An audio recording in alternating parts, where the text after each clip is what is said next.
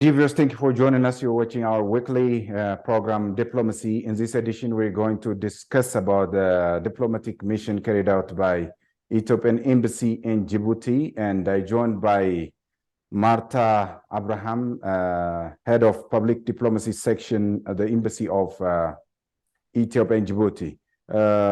Thank you for your time, Marta. It's good to be here at this. Thank you. All right. Before directly dive to our conversation, would you exactly give us an overview on the bilateral relationship and the historical bilateral relationship of Ethiopia and Djibouti? The historical bilateral relationship between Ethiopia and Djibouti is, as we all know, it's deeply rooted in the shared past and continuous commitment to friendship, cooperation, and mutual respect. For example, the Ethiopian Embassy in Djibouti holds a remarkable place in the history as one of the oldest and most enduring diplomatic missions of Ethiopia. So the bilateral relations and its roots can be traced back to the late 19th centuries when Ethiopia recognized the importance of maintaining diplomatic ties with its neighboring land. The fact that Ethiopia's diplomatic presence in Djibouti spans over centuries speaks volumes, actually, about the enduring connection and the mutual interest by our two nations. So Ethiopia and Djibouti have weathered challenges and celebrated milestones together, maintaining this strong bilateral cooperation. You're serving as a public diplomacy head. What does it mean by public diplomacy, and what is its objective in the very first place? If I have to define public diplomacy, I'd say it would refer to the diplomatic efforts and activities undertaken by diplomatic representatives, basically, to shape the public opinion, promote understanding, and build relationship with the foreign public. So at its core, public diplomacy is about forging deep connection, igniting understanding, and harnessing the power of communication to shape perceptions and promote Ethiopia's national interests, be it through culture, be it through the media, be it through strengthening the people-to-people relations or forging cooperation between institutions and entities of the two countries. So public diplomacy at our embassy is very dynamic and fuels our engagement with the public, both locally and in the region as a whole. So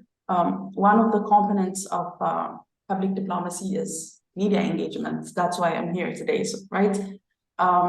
We orchestrate collaboration between the public and private media entities in Ethiopia and Djibouti and beyond.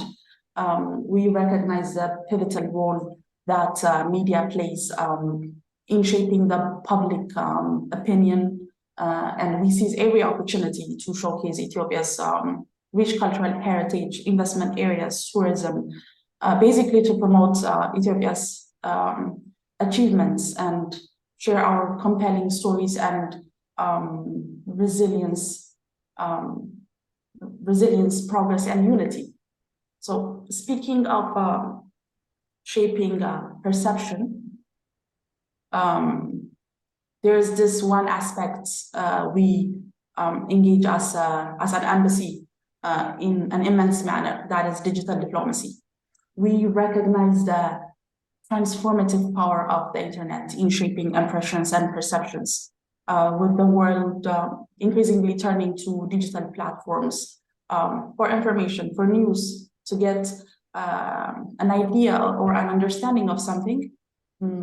Mostly the current world turns to the social media platform. So we are at the forefront of reputation management and counter disruption. So we lead bold and impactful digital campaigns across many languages, ensuring the message resonates worldwide, in Ethiopia and Djibouti, mostly in Djibouti, and then throughout the Horn, to promote Ethiopia's national interests.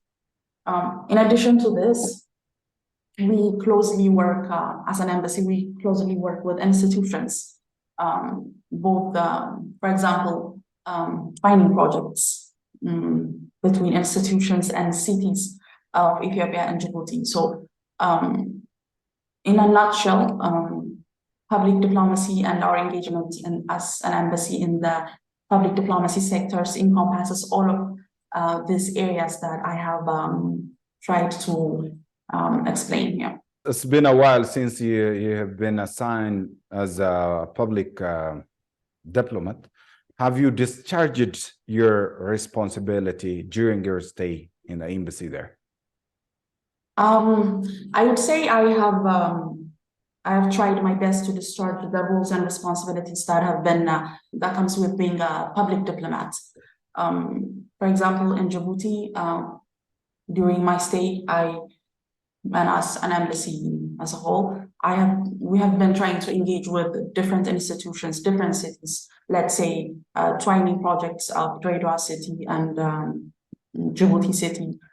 Different institutions have been intertwined, or the twining projects have been going very smoothly in the past 2 years I've been here. In addition to that, we have as a public diplomacy department, we have been engaging in, as I have said, in digital campaigns in order to shape the perception that Ethiopia has among the Djiboutian population in a manner of people-to-people relations, the Horn at large, and in a manner that promotes the interests of Ethiopia, be it in investment, be it in trade, be it in tourism, image building. So I would say I have carried out my roles and responsibilities well. The government of Ethiopia is summoning foreign direct investment these days. And what are you exactly doing in promoting the investment potential of Ethiopia for the Djiboutian investors?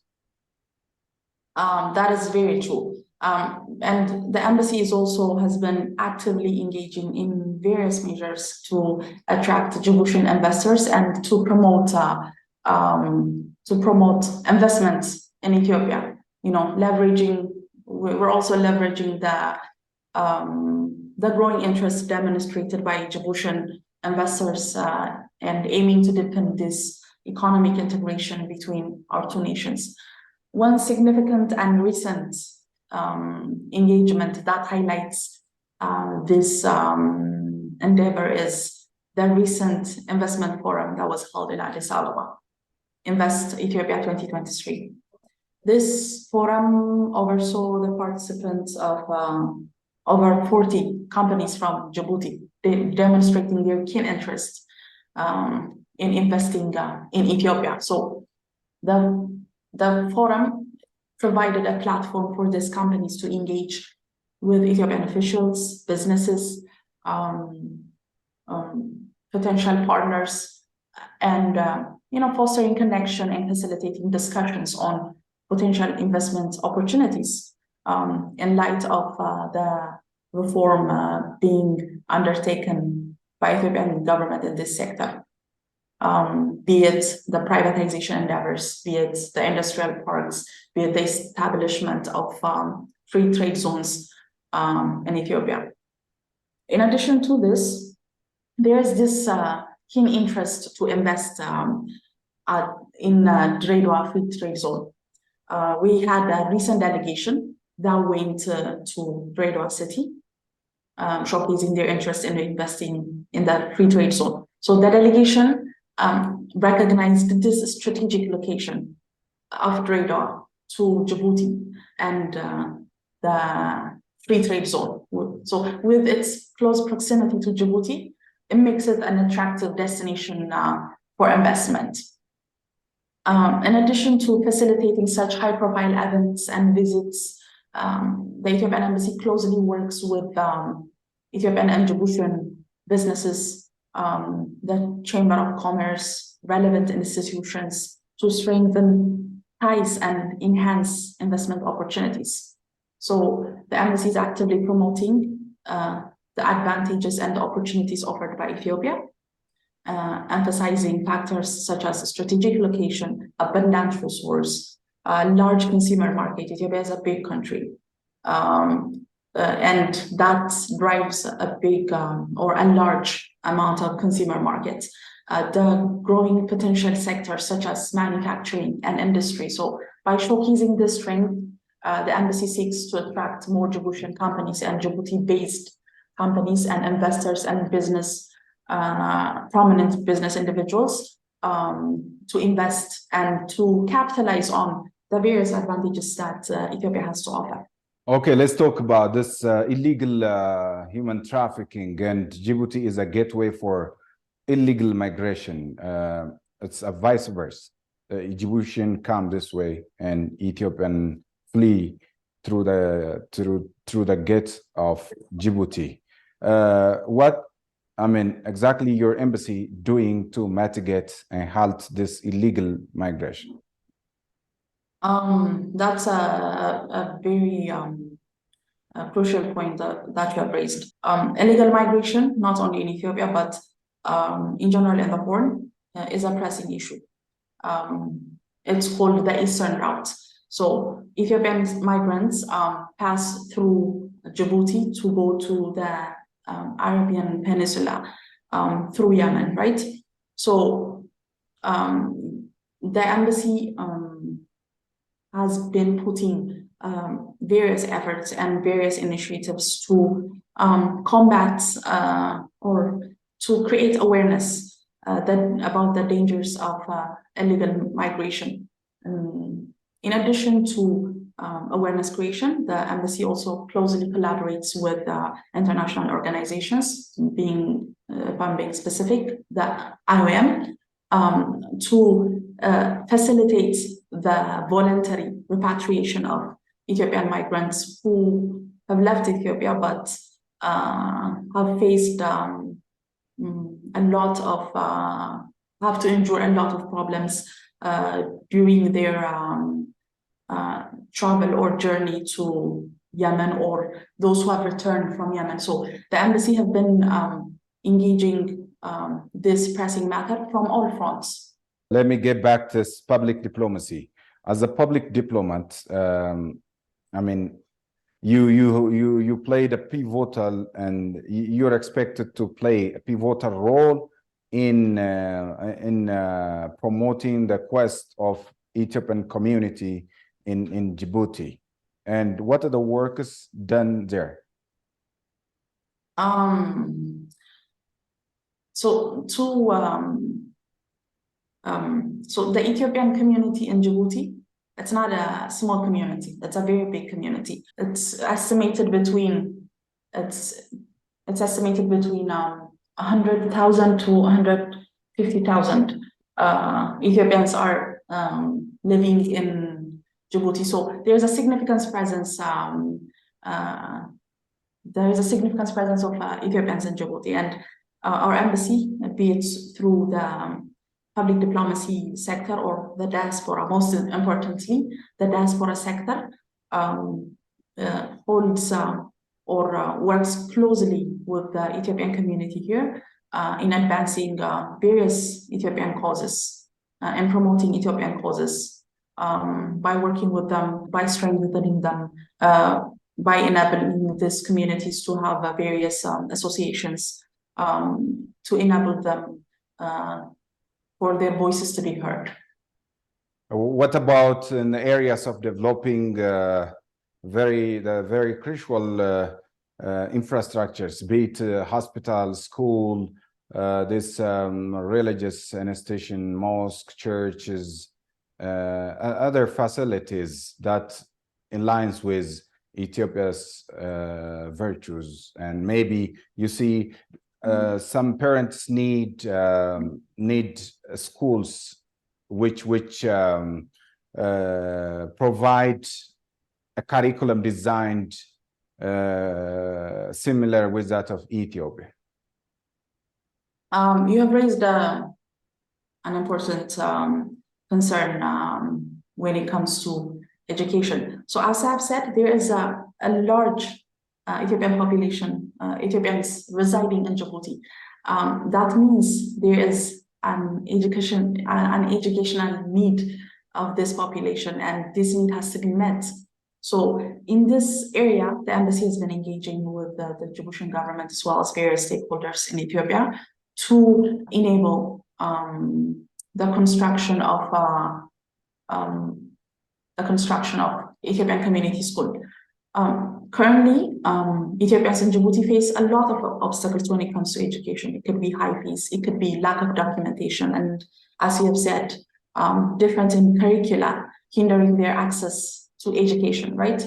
So establishing a community school is expected to overcome these challenges, and education is a core component of a better society. So the community school is expected to provide an opportunity for Ethiopians residing in Djibouti to educate their children and address this social problem they currently mostly face. And it would offer a curriculum, an Ethiopian curriculum, that would allow students to learn and embrace their Ethiopian language, culture, heritage. And this is particularly beneficial for Ethiopians born and raised in Djibouti, ensuring that they shape their identities based on their Ethiopian roots. In addition to feeling the needs or the educational gap of the Ethiopian community, or the problems that is being faced by the Ethiopian community in the educational sector, it also facilitates the exchange of culture by admitting when the school is built and commenced, it could admit Djiboutian students, international students, introducing them to our Ethiopian history, culture, tradition, promoting mutual understanding and appreciation, basically.